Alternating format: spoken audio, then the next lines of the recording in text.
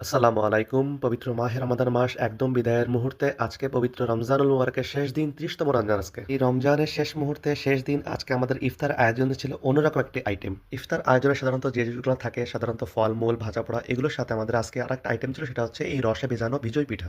রমজানের ১ম দিকে ভালোই ঠান্ডা, ঠান্ডা ভাব ছিল আর আমার যদি ভুল না হয়ে থাকে তাহলে ১৪ই বা ১৫ই রমজান আমরা খেজুরের টাটকা রস দিয়ে একদম টাটকা রসের ক্ষীর তৈরি করছিলাম। একদম গাছ থেকে টাটকা খেজুরের রস পেড়ে আনা হয়েছিল সেদিন রাত ১০টার দিকে তখন ওই রস দিয়ে আমরা পরের দিন ক্ষীর তৈরি করেছিলাম আর বাকি রস জাল দিয়ে রেখেছিলাম ফ্রিজে এই পিঠা বানানোর জন্য।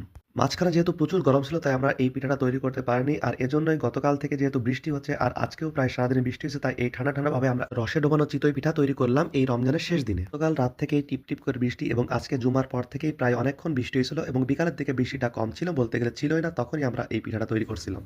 আসলে রমজান এত দ্রুত যে চলে যাবে এটা চিন্তাই করতে পারিনি। সময়ের বরকত যে দিন দিন কমে যাচ্ছে এবার রমজান তারই প্রমাণ। এবারের মতো এত দ্রুত রমজান হয়তোবা কখনোই যায়নি। আগামীকাল পবিত্র ঈদ উল ফিতর, সবাইকে পবিত্র ঈদ উল ফিতরের অনেক অনেক শুভেচ্ছা, অভিনন্দন, ভালোবাসা, ঈদ মুবারক সবাইকে। আজকে এজন্য পিঠা তৈরির পুরা প্রসেসটা আপনাদেরকে আর বললাম না, আপনারা সবাই দেখে নিন। পবিত্র মাহে রমাদান মাস চলে গেল, আগামী বছর এই রমজান মাস পাবো কিনা যায় না। আল্লাহ সুবহানাহু ওয়া তাআলা কার কপালে কি লিখে রাখছেন সেটা আল্লাহ সুবহানাহু ওয়া তাআলাই ভালো জানেন।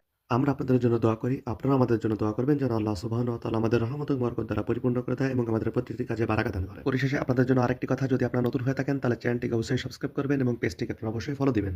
আগামীকাল পবিত্র ঈদ উল ফিতর, আপনাদের ঈদ অনেক ভালো কাটুক, আনন্দে কাটুক, উৎসব মুখর পরিবেশের ভিতরে কাটুক এই আশাবাদ সবার জন্য ব্যক্ত করি। তাকাব্বালাহু মিন্না ওয়া মিনকুম। দেখা হবে আগামীকাল ইনশাআল্লাহ। সবাই ভালো থাকুন, সুস্থ থাকুন। ঈদ মোবারক। আসসালামু আলাইকুম।